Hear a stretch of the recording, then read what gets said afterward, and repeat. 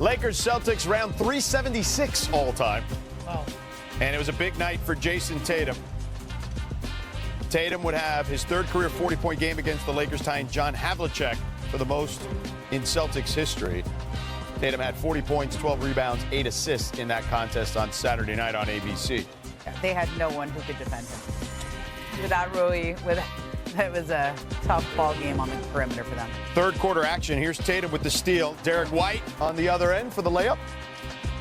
I was expecting to chase down block on that one. A few minutes later, Luka Doncic drives, gets blocked by Tatum. At the top of his game, even before he got hurt. Yeah, you could tell. He looked tired. He was short in a lot of shots. I thought Richard Jefferson did a really good job describing that during the game. Fourth quarter, Lakers down 9. LeBron goes down low, and this is where he gets the bucket, but clearly tweaked something.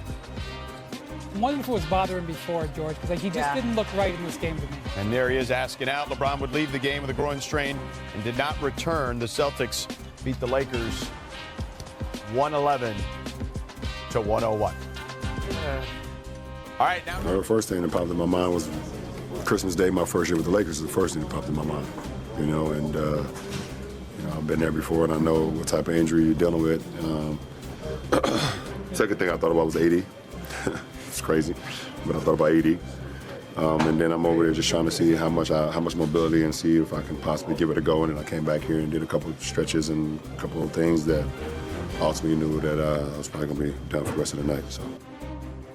All right, so we'll see what LeBron's future looks like. And Dave McMenamin now joining us here on NBA Today.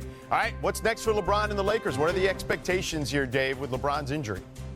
Yeah, well, George, first of all, I have an answer for Windy there. I asked LeBron, was this a lingering injury? And he said no, it actually happened in that play with about 7 minutes to go in the fourth quarter when he pivoted in the lane to try to score over Jaylen Brown and thought he overextended something. But right now, the Lakers are allowing the injury to, quote, calm down before they seek further evaluation. And until that happens, they won't have a treatment and recovery plan in place for LeBron. But they're still operating under the assumption that this is going to be an injury that sidelines LeBron for several weeks. And beyond that, now the Lakers are playing the Nets tonight. There's no LeBron, there's no Jackson Hayes, there's no Dorian Finney-Smith, there's no Rui Hachimura. With all those guys out, I spoke to a source close to Luka Doncic, and I wondered how was he feeling about shouldering the responsibility of the team right now. And the messaging I received after asking that question was he recognizes that their success up to this point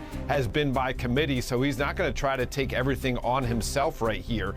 He recognizes it's on everyone to pick up the pieces, and certainly Luka, much the same way LeBron gave him the idea of patience when he got to the Lakers and had that calf injury and was sidelined, extended into his beginning of his career with the Lakers, where LeBron said, take your time so you can be yourself when you come back.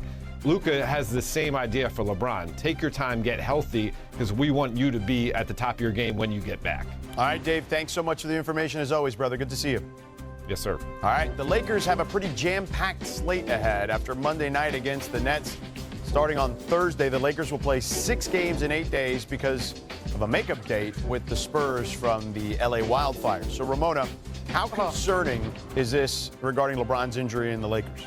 I was concerned when he referenced that injury that he suffered on Christmas Day in 2018, because that was, he at the time said, this is one of the most significant injuries I've ever suffered. And he, at that time, he said, I felt a pop. So the fact that he even put it in the same ballpark as that was very concerning for me, because I remember how bad the last one was.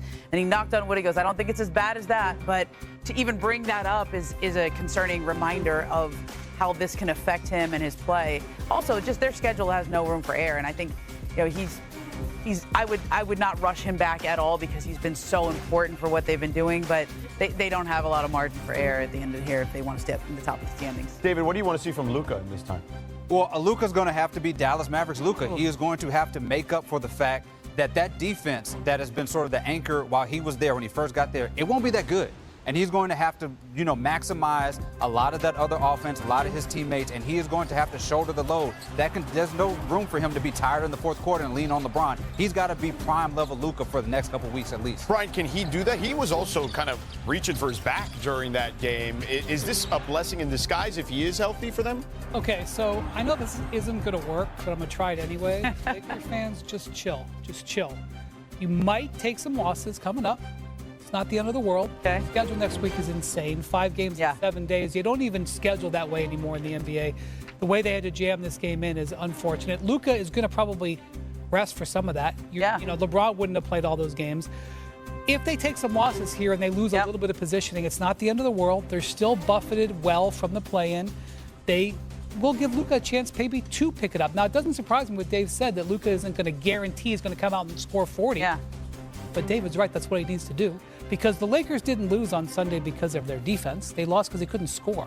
They couldn't hit a three in the second half. So I think it's a great opportunity for Luka without a lot of pressure. They don't have Jackson Hayes. They don't have Rui Hachimura. They're dealing with an injury to Finney Smith. Unfortunately, he can't play in his return game tonight to Brooklyn. So just if they take a couple of losses, don't worry about it. They're going to be okay. And this injury happens at an okay time. If it's super severe, it doesn't matter. If LeBron tears his groin, it doesn't matter. The season's in jeopardy anyway. If it's just a basic groin strain, it happens with a month left in the regular season. He will have ample time to get back in position. Wendy, have you seen this on SportsCenter yet? As Wendy would say, when he's not signing, and he can, something's going on in New York. And it was. You just made $200 Trademark that? $50 each of them. There you go. LeBron was not the only injury to affect the top 6 playoff team. Wendy, what are you watching across the league? So look, I talked about injuries. We got injuries for this last few days to a bunch of top teams. Let's start with Jalen Brunson. He had that turned ankle that he had here in LA last week. The Knicks didn't say it was a secondary ankle sprain, but that's essentially what their timeline is set it at. That's typically a 2 to 4 week injury. Okay, maybe it's 2, maybe it's 4. It's going to hurt them, especially when they're out on the West Coast. But again, they're pretty, it's locked into that third position.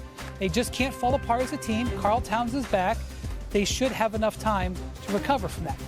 Same situation in Memphis, Jaren Jackson. Last week, he suffers a second-degree ankle sprain. Again, a multi-week injury. They're going to go week to week. This happens at a rough time because of where the Grizzlies are in their schedule. They've got a tough weekend coming up. They got the Cavs coming in on Friday. But it does give him time to heal, and there's teams around them that have injuries. So it's not ideal, but Ja Morant has had 2 excellent games in a row pushing through a shoulder injury. This could help him get going. And then you've got one more, which is down in Houston. This is a team in 4th place right now, the Houston Rockets. A very unfortunate injury to Amen Thompson on Saturday night. He was back in the game to chase a triple-double. First possession, turns his ankle, and he is now going to be out, Shams says, 1 to 2 weeks. They are already struggling without Fred VanVleet. He's missed the last 15 games. Their offense has cratered during that run. Ahmed has been terrific scoring in addition to his great defense. VanVleet is getting closer. I believe he's questionable for tonight, so if he doesn't come back today, he'll be soon.